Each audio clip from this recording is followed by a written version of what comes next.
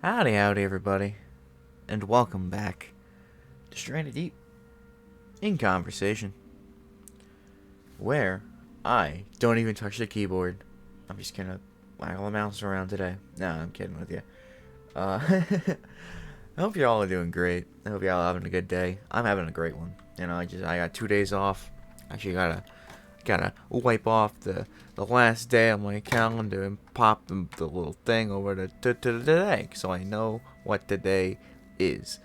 Cause yeah, I mean, we're rocking. I got today and tomorrow off, so I'll have a day off for a stream. But who knows? My sister's off that day too, so I don't know if it's gonna be a long one. It's definitely gonna be Lego City, so stay tuned for that, baby.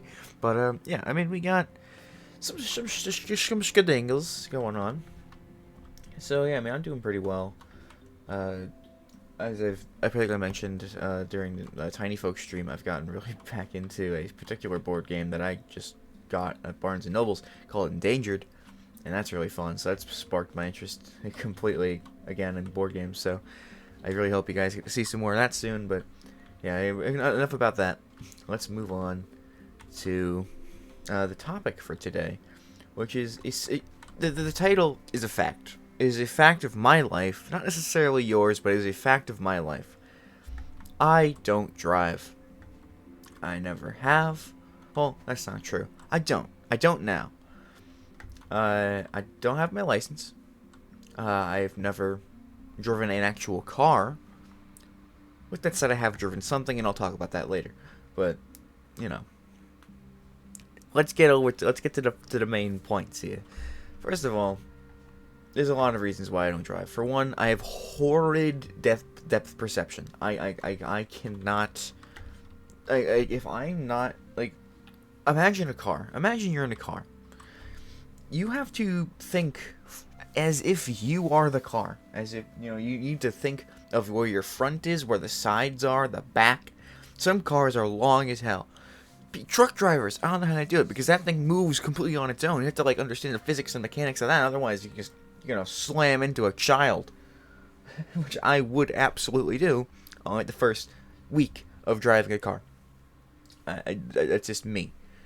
I know the old saying of there's so many idiots out there who can drive. You'll be fine. I don't. I would be one of the idiots who just couldn't drive. That's just how it is. I would hit all the cones during that little exam. I know me. My depth perception sucks. So that pretty much automatically vetoes me from ever imagining getting a car. At least not one that's massive. I want like a smart car, one of those tiny dudes. Those really fucking small cars. But I mean, literally the only other way I could ever see myself getting a car is if it was a top-down car. Just because another big thing is that I get very car sick.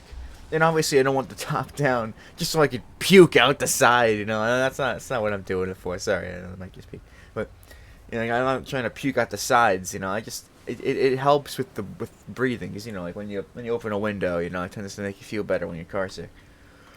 I would know that because I am very car sick. So is my older sister. Arguably, I think she probably is more car sick than me now. I think it used to be the opposite when we were kids, but nowadays I think she's a lot more affected than I am. With that said, I still do get car sick quite a lot. I take Ubers a lot of places. It doesn't help. But either way, yeah, I just get really, really nasty car sick, and I have thrown up so many times. It's hard to pinpoint certain locations. Well, there are a few that stood out. There was, I think one of the very first memories I have of, vomiting in someone's car was it was my whole family. Well, I don't know if it was my whole family. It was definitely my two sisters, my dad, and my aunt, and we were going to the Crayola factory or the Crayola experience. I tried looking up the Crayola factory recently, and it doesn't exist. But there's this thing called the Crayola experience, which sounds pretty much exactly like what we did. So I think my family just called it the Crayola factory, even though they never made crayons there. But I digress. On the drive there, we've had times It was a fairly longish drive. Like it was like maybe an hour or so to get there. Which is like, huh? That's a long drive. Maybe not for some people. For me, someone who doesn't really drive, yeah, it's kind of a long drive. And I distinctly remember that there was one, we've done this ride a few times, because we've gone multiple times in our life. But one of the first, I was not feeling it. My family knows very well that I'm a very car sick guy. And so they were like, okay, let's just stick him in the middle because he's the smallest kid here. So I'll just throw him in the middle, so that way we fit everyone in the car. Because who cares if I'm gonna vomit? If I'm gonna vomit, I'm gonna vomit on everybody. Which on this particular day is exactly what happened. I puked like all over the damn place. It was not fun. Like, I didn't puke on like the front people, like my dad and my aunt. But I puked all over my sisters. I puked all over myself. I was completely covered in puke. It was nasty. And it was so bad, in fact, to the point where we had to go get me a new shirt. Like for whatever, I guess I didn't puke enough on my other siblings to warrant getting them another shirt. But for me, I had to get a new shirt. And I don't remember what store we went to, but we got a shirt and I changed in the parking lot. And I never once thought that was important. I was like, okay, yeah, I'm gonna change my shirt. My sisters still make fun of me for the fact that I had to change in a parking lot, which is like, I mean, I guess, yeah, you got me there. I mean, yeah, I did indeed change in a parking lot, but I mean, I don't know. It doesn't seem like a embarrassing thing, especially considering the alternative was me walking around with a vomit-covered shirt. But who knows? Maybe I'm just cool like that. Maybe it would have been the new in thing. Some fashion designer sees me with my puke covered shirt at the Crayola factory, and they're like, "Oh, hey, you know something? That is the next generation of fashion. I can assure you." I don't know. It's weird. It's a very interesting thing. I don't get it. I don't get it at all. But fashion side, because fashion is just a joke. Yeah, it was an interesting day, but the Crayola factory was always worth the nasty drive. It was so much fun. It was just a weird little play place for kids, and it was awesome.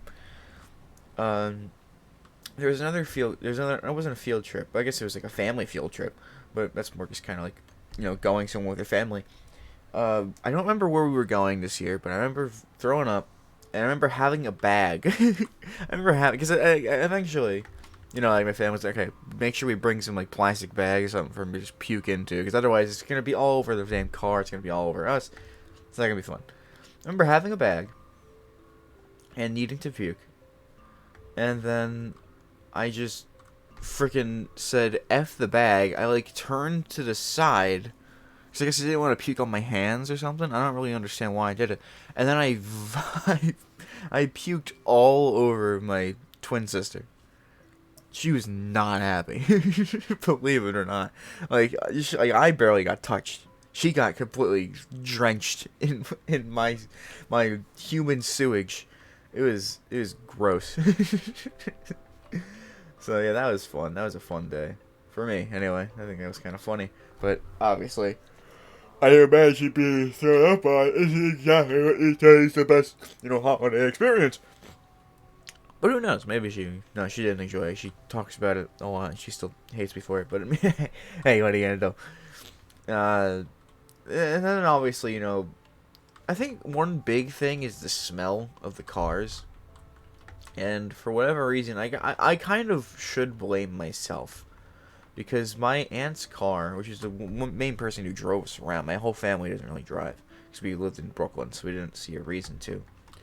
But we all got driven by my aunt. And I'm assuming now, from the times I've thrown up in her car, that the smell that permeated her car came from that. Like, her car always smelled like old milk or just some really nasty stuff. And, like, and then she'll have, like, air fresheners in. It doesn't help at all. Nothing helped. Her car, the moment you get into her car, you feel like vomiting. Because it was just so disgusting. And like most cars that I've been into otherwise, some of them still smell pretty bad. None I don't think anything has been as bad as that though. Like my entire life. I don't think I've ever experienced like anything that bad in a long time. Uh, it's just nasty. But yeah, so however, there are of course some places that smell that bad.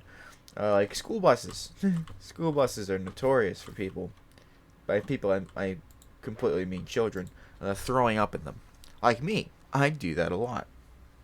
My school always had me sit in the front, so I had easy access to the door in case I needed to puke. And they said, "Hey, don't do that in the bus. Go do it outside. We'll park over here. You go throw up on the street so the rats can eat."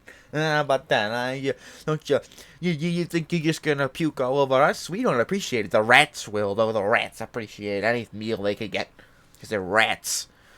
No, but I mean, it's just I get it. I understood. I mean, you don't want some vomit-soaked kid sitting in the car. I puked a lot as a kid. I guess while we're on the topic, I can just go over a few more of the notable ones. There was one time in kindergarten. This is a very early memory that I have. One of the only memories of kindergarten that I do have. And I was just, chilling. We were literally just chilling in class, by the way. So this wasn't a field trip. This wasn't motion sickness or anything. We were just chilling in class doing like some sort of art project. I remember because I had my art box on the table. And I don't know what came out of me. I don't know what went into me that really wanted to come out, but I just puked all over my desk, and it was so liquidy and like watery, but like it had like a color and a smell to it, but it was like so liquidy that it started like going into like the other desks, and all the kids around me for freaking out. Cause I was like kind of like it was like a 6 desk block, and I was like in the middle of one of the sides. So yeah, I was like permeating the area. I threw up all over my art box. That's the only reason I remember it was an art project. I remember I threw up all over my art box. I was super upset. But I remember I just sat there, and my kindergarten class, my teacher had everyone get away from that thing, and then they had to go bring them into a completely different room to like go do something there while they cleaned up my vomit. And I just had me sit there, and I think I went home that day. Which was a great day for me. And then there was one more time I'll mention, then I'll go back to the actual topic. We were at Sesame Place in the biggest hellscape known to man, known as New Jersey. And we were just, chilling, having a good time. We went in the teacups, and motion sick me. Roller coasters sometimes go pretty bad. Teacup stuff, for whatever reason, me and my sister, my cousin, I think, was there too. Yeah, we thought it would be fun to just start spinning the thing as violently as possible, and which felt fine. I was dizzy, but I felt fine afterwards. But then we went on this thing that spun you around and put you upside down. It was me and my older sister. And I remember being like, "Oh, fucking puke," and she's like, "Don't you dare puke! What? Come on, man. It's almost over. Just please hold it in for just a second. Come on." And I tried, and then I puked. Like right at the end of the ride, I puked all over everything. Well, but it wasn't a whole lot. Like it was enough to where my brain was like, "Oh, I'm just gonna get out. It didn't really get on me. I'm gonna get out and just walk away." And I did. I just let someone else deal with that, and I didn't tell anybody. So they had to close. Eventually, they saw it, and they're like, "Oh, we have to close the stinking ride and get it cleaned up." But what kind of dickhead would do this? What kind of dickhead just freaking pukes into a thing and doesn't tell anybody? Me as a kid. Well, as a kid is a little bit of understatement. I was like a teenager when we went there because we went with my younger cousins. Yeah. So I wasn't exactly. I was prime age to not do the dickhead thing, but I was also prime age to be expected to do dickhead things. So, I mean, what are you gonna do? Uh, I've done that more than once, so I'll take it as a good sign. Yeah, I mean, it's just. Don't I have a fire? Oh, I had a fire. But either, I mean, yeah. So, me and vomit go hand in hand. It's like bacon and eggs. But I mean, yeah. I don't know what else to say. Didn't I? Oh, I do. It's right here. But yeah. So back to the whole I don't drive thing. I don't drive, believe it or not. And motion sickness was always is one of the main things that makes me say I ain't doing that. And I mean, one of the only few things that actually does help with motion sickness for me is never those like C bands or anything or whatever. I've been on a boat and that was the most motion sick I ever felt in my life. I didn't throw up miraculously, but holy shit, I wanted to. It was nasty. It was like several hours because like one of my cousins had like a I almost called it a bar mitzvah, or a bar mitzvah, but it's not. They weren't Jewish. It was just some thing they did because their kid was a certain age, but it wasn't like anything special. They just had a boat party because I guess they can do that. But yeah, I mean it was nasty. But I mean the only thing that really helps is sleep. If I pass out, or if I'm like zoozing off, my brain's like, oh, I'm going to bed. So I don't need to throw up now. I'm chill. I'm chillaxing, which I can do pretty well. Like there's been times where like there was one time this is my first time going to college, and I didn't really know how to get there. I didn't really think it through. I didn't think I could just use the Amtrak, and then make it easy, make it like $80 or something. I decided, hey, how about this $500 Uber ride from Pennsylvania to over there, because I left on the day that I had to be there. Like an idiot. And I was like, yeah, shoot, I don't think I can get a train there in time. So I just got an Uber, and some poor soul decided to do it. I feel so bad every time I think about it, because they did it. Like I was super surprised that anyone even would say yes to that. But yeah, like they did. And I just was like, okay, I'm not gonna freaking vom this guy's car. Not for both of our sakes. So I just passed out, knocked out cold, and I woke up at one point, felt great. I was like already like 75% of the way there. I'm like, cool, I'm just riding it out. And then the other 25% came after another sleep. I was practically already there. And then and I felt really bad because he had to kind of just sit there in this line with me while they like tested me for COVID and stuff. And it was bad. I felt really bad for that guy. But he on the ride there actually he stopped at a gas station and got me some salt and vinegar Utz.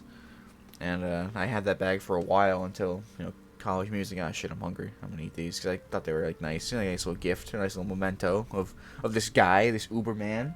I don't remember his name, but he was a great guy. Great dude. Thank you. If you're watching, I guess. But, yeah. See, sleep is the only thing that really helps me. But obviously, you can't sleep and drive at the same time. You know what I mean? Some people do it.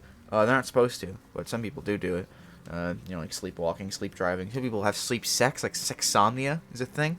I learned that from House. And then I was like, oh, that can't be a thing. And I Googled it, and it's a thing. I don't understand it, but it's apparently a thing. I don't get it. I don't know how that happens, but, to each their own, I guess. To each their sleepy own. But, I mean, yeah. Sleep, so...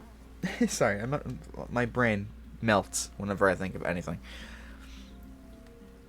And, I mentioned before that I did eventually drive something, but before we do that, it wasn't a car. There was one time where I almost actually, had to drive a car, like an actual car. Like, I almost had to. I didn't at the end of the day, but I almost did. And it was, like, a year ago, maybe? Like, a year and a half ago? I don't remember exactly the timeline, but at this time, my older sister was living here with their wife, and my sister's wife is in the military or the army or something. I don't remember exactly what I don't remember what class they're in, what division, I guess. But all I know is that they were away during that time because they had to go do something back at base. I think it was in like California at the time. So, you know, obviously they weren't here, but they did do one thing, and that was drive. They were the only person that we knew that drove, and they left their car here because, I mean, not gonna freaking bring it there because they can't really use it where they were going. So they were, all right, I'm just gonna leave it here. Make sure the oil's fixed and changed and all that jazz. I'll be back soon. And my sister took really good care of that car. She kept making sure it was nice and warm and everything. She did really good. But there was one day where they were doing some renovating in the area, and they were paving over some stuff. And one of the places they were planning on paving over just so happened to be, where that car was parked. And so, what happened, obviously, was we had to move the car. And she was gone. The only person who knew how to drive was gone. My mother. Until I said this spot, I don't think anyone should ever let her drive. Her vision's a little worse for wear.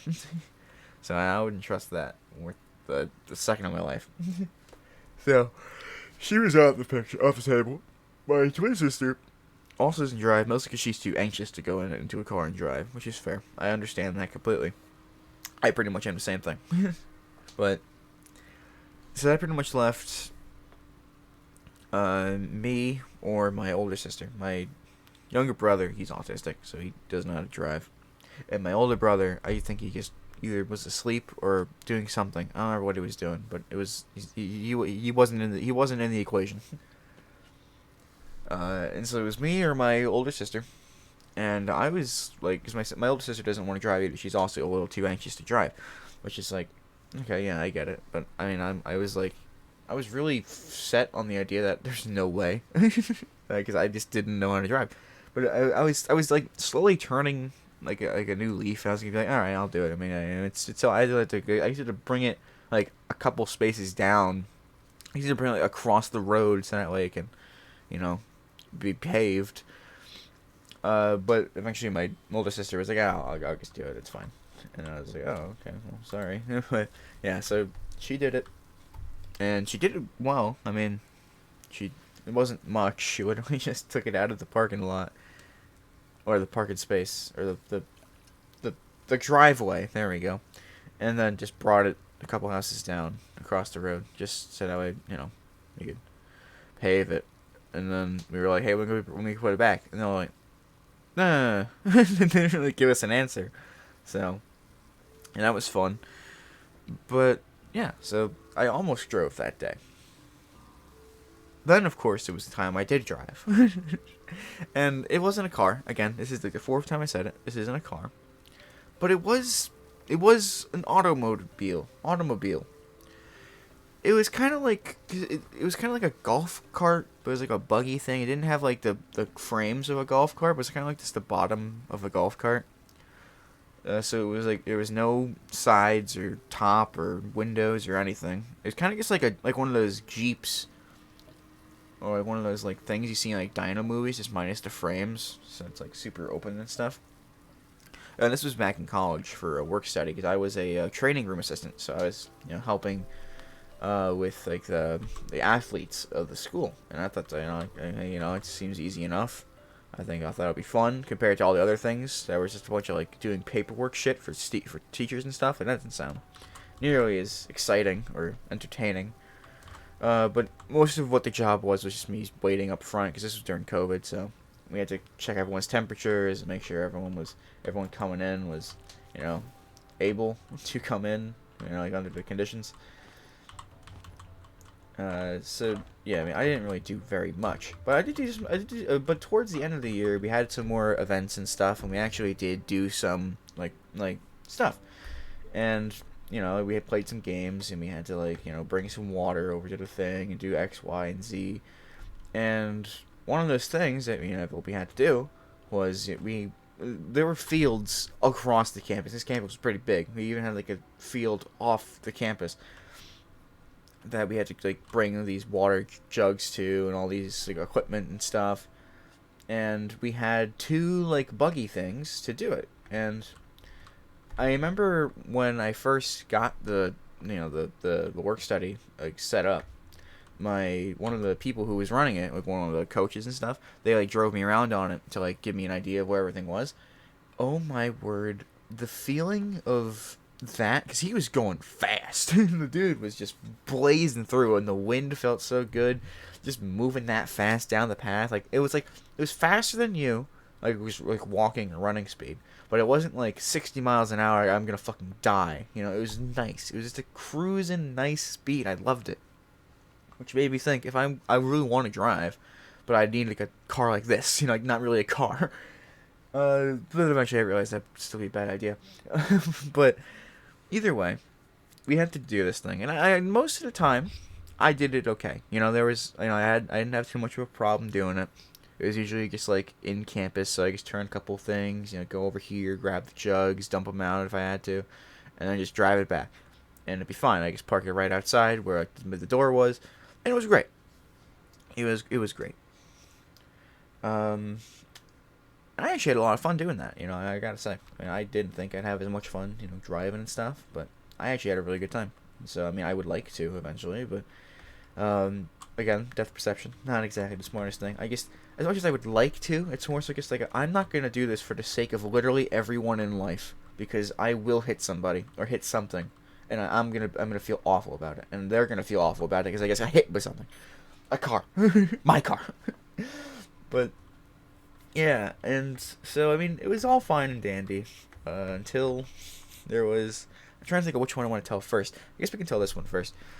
I eventually had to go to, it was like a baseball or a softball. I think it was softball. It was a softball field. And this was the one thing that we had that was technically off campus, so you had to, like, cross a street. And... I don't know. But the thing is, though, again, I don't have a license. They let me drive this thing, and they told me it'd be fine. Like, it's not technically a car, so you don't technically need a license for it. So, like, just, you know, take the keys and go do it. I'm like, okay, cool. And like sometimes, like the people working there with me would be like, I don't know how to drive. I don't feel comfortable driving this thing. I'm like, fuck you, I think I'll do it. Because I enjoyed doing it. I thought it was, and I was okay with doing it. But I remember this one time where I had to go over there, and they were just like, oh yeah, just bring it down that way, across the road, just be careful, you know, don't be an idiot, and you'll be fine. And, you know, I did. I crossed the road, but I didn't really take the road. I took the crosswalk.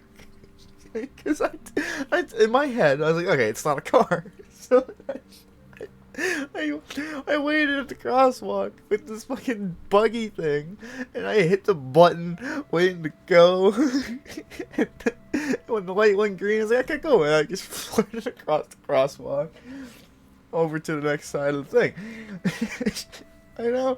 Now thinking about it, it was very stupid. But at the time, I was like, okay, I don't trust myself going into this actual road and shit. So I was going to use the crosswalk, which I don't know if this is supposed to do, but it doesn't sound like it's something you're supposed to do.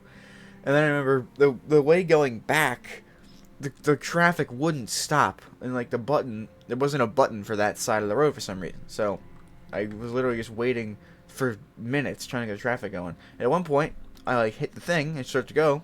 And then it stops, like, a third of the way into the road. And I'm like, keep going. Thank God there was no cars coming at that time. Because I finally found a space during that moment where there was no freaking cars coming. So thank goodness that there was no cars coming, because it was like jolting. It was like, brr, brr, brr, brr.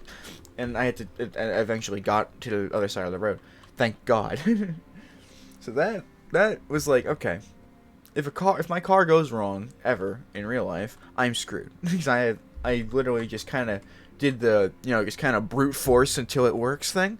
It did work, thankfully, but it probably shouldn't have, if I'm being honest with you guys.